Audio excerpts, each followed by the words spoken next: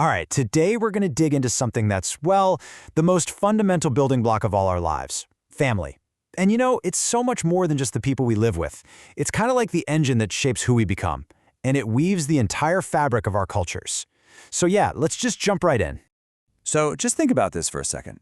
Where do we actually learn the rules of life? I'm not talking about official laws, but, the unwritten instructions on how to be a person, how to treat people, how to just get by in the world.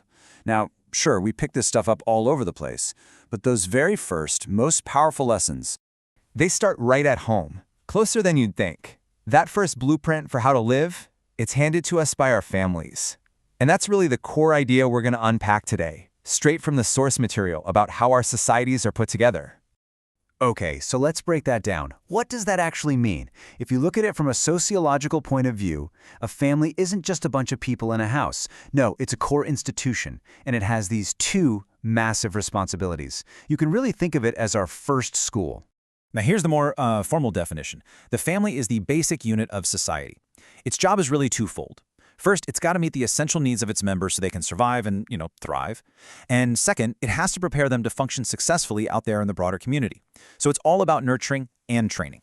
What's so interesting here is how this breaks down those two core jobs. On one side, you have the family as the provider, right? Making sure basic needs are met for survival. But on the other side, you have this equally vital role of teacher. And there's a term for it, socialization. It's basically the process of teaching all the societal norms, the values, the expectations. It's like one keeps you alive, but the other teaches you how to live. Now, when we talk about basic needs, it is so important to get that it's way more than just food and a roof over your head. I mean, sure, physical needs are the foundation, but the source material really hammers this home. Our social and emotional needs, that need for connection, for belonging, for support. Those are just as essential if a person is going to truly flourish. And this brings us right back to that whole first school idea. This is where that concept, socialization, really clicks into place. It's inside the family unit where we learn how to share, how to negotiate, how to see things from someone else's perspective, and how to follow rules. These are literally our first lessons in what it means to be part of a community. So, okay, how does this all scale up? If you think of one family as a single thread, what happens when you weave millions and millions of those threads together? Well, you get this rich, complex fabric we call culture. This is how we make the jump from the small scale, the family, to the huge scale of an entire society. And here's the crucial point. Families are pretty much the primary keepers of a group's cultural memory. They're like living archives. They hold the stories, the traditions, the customs, the beliefs. It's how a whole society remembers who it is and where it came from. And this is a great way to see how that actually works. It's a cycle, right? It just keeps going.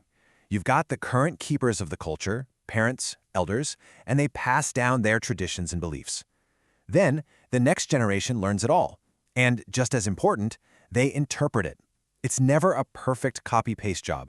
This is where traditions get tweaked or even debated before that generation grows up and becomes the new keepers of culture. And that is how a culture doesn't just survive, it evolves. So this whole process, as you can imagine, has a huge impact on us as individuals. It directly shapes our self-identity, that internal, personal sense of who am I? The customs, the beliefs, all the stories we soak up from our family, they become the fundamental building blocks we use to figure out who we are. But at the exact same time, it's also forging our societal identity. It's what gives us that sense of belonging to something bigger than just ourselves, a community, a heritage, a whole people. This is how families connect our little personal story to that much larger collective story. It's what allows a society to say, this is who we are. Okay, so this is all really fascinating theory, but let's bring it back down to earth. Why does this matter in the real world? The source material makes a really strong case that this knowledge is absolutely crucial, especially if you're an educator. So let's take a look at how this plays out, say, in our classroom. And this quote, this really hits the nail on the head. For a student, culture isn't just some abstract thing they read about in a book. No, wait, it's something they live every single day. It's the language spoken at home, the holidays they celebrate, the stories their grandparents tell them. It's a real, living, breathing thing that's rooted deep in their family. So if you're a teacher, getting this is just fundamental. It means a few things. First, recognizing that family looks totally different for everyone. It also means creating a classroom that is genuinely inclusive and respectful of every single student's background. And finally, it means you've got to teach these big concepts in a way that actually connects to their own lives. That's what makes learning meaningful. All right, so to wrap things up, we've seen how the family is basically the bedrock for who we are as people and what our societies become. It meets our needs, teaches us the rules of the road, and passes down the stories that make us who we are. But here's the thing. This incredibly powerful institution, it's always changing.